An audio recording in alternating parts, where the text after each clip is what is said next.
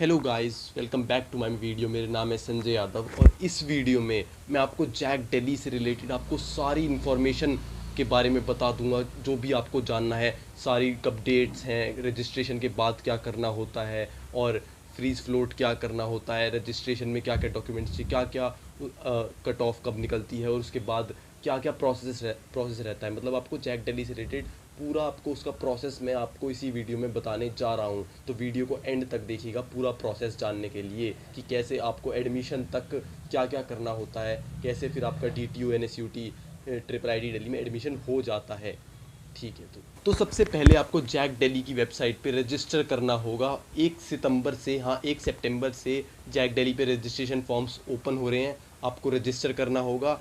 1500 रुपये फ़ीस होती है, वो पे करनी होगी और फिर आपकी काउंसलिंग स्टार्ट हो जाएगी। फिर आपको जो भी अपना मतलब ये सारी चॉइस फिलिंग आपको मिलेगी कि आपको चॉइसेस क्या क्या भरनी है। आपको फिर चॉइसेस फिल कर देनी है अपने हिसाब से कि आपको क्या प्रायोरिटी में कौन सी ब्रांच चाहिए। कि जैसे पहले आपको कंप्यूटर साइंस NSUT में चाहिए, फिर DTU में चाहिए, ऐसे आपको पूरी चॉइस फिलिंग भरने के लिए ऑप्शन आएगा। फिर आपको पूरी चॉइस फिलिंग भर देनी है। तो फिर जैसे आप जैक दिल्ली की वेबसाइट पे चॉइस फिलिंग कर देंगे, तब आपके पास राउंड 1 की कट ऑफ आ जाएगी। तो राउंड 1 की कट ऑफ के बाद आपको पता चल जाएगा कि आपको कौन सी ब्रांच मिल रही है। फिर वो बोलेंगे कि आपको इसमें अपनी ब्रांच को या तो फ्रीज़ करना है या फ्लोट करना है। फ्रीज़ का मतलब होता है कि आपको और कोई अपग्रेडेशन नहीं चाहिए, आप अपनी ब्रांच से सेटिस्फाइड हैं। और फ्लोट का मतलब होता है कि आपको अभी भी अपग्रेडेशन अगर हो रही है तो आपकी हो जाए। तो आपको हमेशा अपनी ब्रांच को फ्लोट पे सेट करना है, फ्रीज़ नहीं करना है, क्योंकि आपका फिर अपग्रेडेशन रुक जाएगा। ठीक है, तो उसे फ्लोट पे सेट कर देना है। तो आप जैसे ही अपनी ब्रांच को फ्रीज़ या फ्लोट पे सेट कर देंगे, फिर आपके पास ऑप्शन आएगा फ़ीस भरने का। तब आपको फ़ीस भरनी पड़ेगी। 1,12,000 के अप्रॉक्स कुछ अमाउंट होगा, वो आपको फ़ीस पे करनी पड़ेगी। और ये फ़ीस पे करना मैंडेटरी है, तभी आप जैक दिल्ली में आगे के राउंड्स के लिए एलिजिबल होंगे, वरना आप काउंसलिंग राउंड से बाहर कर दिए जाएंगे। तो ये फ़ीस पे करना बहुत मैंडेटरी है, ये आपको करना ही पड़ेगा। ठीक है, तो फिर आपको ये फ़ीस पे कर देनी है उनकी वेबसाइट पे जाके। 1,12,000 के अराउंड ये फ़ीस होती है। ये इस फ़ीस पे करने के बाद आपको दोबारा से सेम ही प्रोसेस फॉलो होगा कि आपको राउंड 2 की में अपनी चॉइस फिलिंग को एडिट करने का ऑप्शन मिलेगा। एडिट कर सकते हैं आप अगर आपको करनी है तो। फिर आपको राउंड 2 का रिज़ल्ट आ जाएगा। उसमें आपको राउंड 2 के रिज़ल्ट आने के बाद आपको पता चल जाएगा कि अगर आपकी ब्रांच अपग्रेड हुई है या आपके पास पुरानी ब्रांच है, तो वो आपके पास रिज़ल्ट में आ जाएगा राउंड 2 के रिज़ल्ट में। ऐसे ही आपको राउंड 4 तक चलेगा।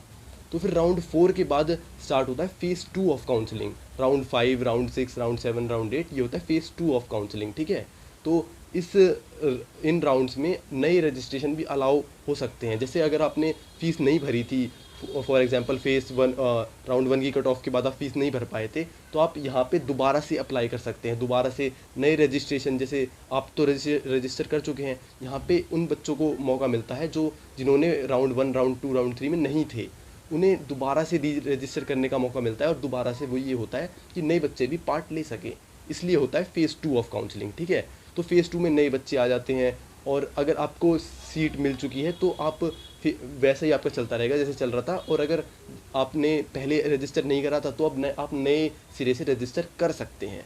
ठीक है, अपने जैक दिल्ली में NSUT DTU में तो सीधा JEE मेंस की रैंक के बेसिस पे आपका एडमिशन हो जाता है, ब्रांच मिल जाती है। पर ट्रिपल IT दिल्ली में आपको अलग से कुछ फॉर्म भरना पड़ता है, उसमें आपको अलग से पॉइंट्स मिलते हैं। ट्रिपल IT दिल्ली के अलग बोनस पॉइंट्स होते हैं, उसमें आपको दोनों कंसिडर करने होते हैं, आपकी JEE मेंस रैंक भी और आपको जितने पॉइंट्स उन्होंने दिए हैं वो भी।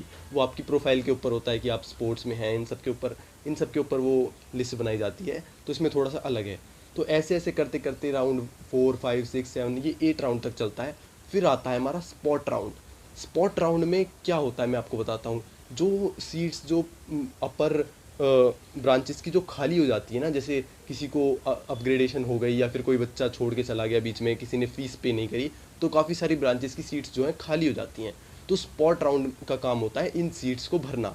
तो आपने अगर पहले रजिस्टर नहीं करा था ना, तो आप स्पॉट राउंड में दोबारा से नए रजिस्टर भी कर सकते हैं। और अगर आप पहले से है ना, अगर रजिस्ट्रेशन आपने पहले से कर रखा है, आपको पहले ब्रांच मिल चुकी है, तो स्पॉट राउंड में आपको कहीं जाने की ज़रूरत नहीं है, आप ऑटोमेटिकली स्पॉट राउंड में एलिजिबल हो जाते हैं।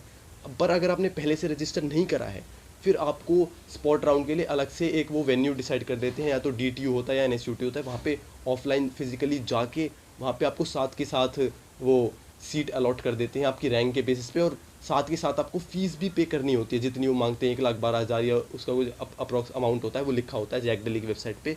वो आपको फ़ीस वहीं के वहीं पे करनी होती है, ऑफलाइन जाते हैं तो, अगर आपने पहले रजिस्टर नहीं करा हुआ है तो। पर अगर आपने पहले से रजिस्टर करा हुआ है तो आप ऑटोमेटिकली स्पॉट राउंड में अ, होते हैं, ठीक है। उस हिसाब से आपकी ब्रांच अपग्रेडेड हो जाती है स्पॉट राउंड में, और अगर जिसको नहीं मिली है उसको मिल जाती है। स्पॉट राउंड में ज़्यादातर जो लो ब्रांचेस होती है ना, उनमें बहुत सारी सीट खाली होती है, तो फिर बहुत ज़्यादा रैंक पे बहुत कि आपको स्पॉट राउंड में अच्छी लोअर ब्रांचेस मिल जाती हैं। काफ़ी मैंने बच्चों को देखा है, बहुत जिनकी हाई रैंक थी, बहुत ख़राब रैंक थी जेई में, उन्हें भी स्पॉट राउंड में अच्छी ब्रांच या लोअर ब्रांच मिलते हुए देखा है मैंने, ठीक है। तो स्पॉट राउंड का कभी कट ऑफ भी नहीं जारी करता है कोई, जैक डेली वाले कट ऑफ नहीं निकालते स्पॉट राउंड की, तो क्योंकि स्पॉट राउंड में काफ़ी हाई रैंक पे कॉलेज मिल जाते हैं उन्हें, स्पॉट राउंड की कभी कट ऑफ नहीं निकलती है। तो स्पॉट राउंड के बाद क्या होता है कि ना, वो आपको जो आपका अलॉटेड कॉलेज होता है उसमें जाके आपको ऑफलाइन जाके रजिस्ट्रेशन करना होता है। वो आपको बुला लेते हैं, जैक डेली की वेबसाइट पे आ जाता है, आपके पास मेल आ जाता है, आपको ये कॉलेज अलॉटेड है, तो आपको जैसे आपकी क्लासेस स्टार्ट होने वाली होती हैं वैसे ही उससे पहले वो आपको रजिस्टर करने के लिए मांगते हैं। तो उसमें आपको काफ़ी सारे डॉक्यूमेंट सबमिट करने होते हैं, तो उन डॉक्यूमेंट्स की एक चेकलिस्ट होती है, उस पर भी मैं वीडियो बना दूंगा, तो चैनल को सब्सक्राइब कर लेना, आगे उस पर भी वीडियो आने वाला है। तो फिर ऐसे ये डॉक्यूमेंट्स आपको सबमिट करने होते हैं, तो फिर वहाँ पे सबमिशन हो जाता है जब डॉक्यूमेंट्स का, तब आपको कुछ दिनों बाद अपनी जो बाकी की फ़ीस बची हुई होती है ना, वो पे कर देनी होती है इंस्टीट्यूट पे, ठीक है। तो जैसे आपने सीट अलॉट जब हुई थी, आपने आधी 1,12,000 के आसपास जो भी फ़ीस थी तब पे कर दी थी, तो बाकी जो आपकी बची हुई फ़ीस है ना 1 साल की, वो आपको तब पे करनी होती है, ठीक है। तो जैसे आप पे कर देते हैं वो, तब आपकी क्लास स्टार्ट हो जाती है और आपका फुल एडमिशन प्रोसेस कंप्लीट हो जाता है। तो ऐसी ही इन्फॉर्मेटिव वीडियोस को देखने के लिए हमारे चैनल को सब्सक्राइब करें और बेल आइकन को ऑल पे सेट करें, ताकि आप कोई भी इन्फॉर्मेटिव वीडियो को मिस ना करें। तो मिलते हैं आपसे अगली वीडियो में। Thank you.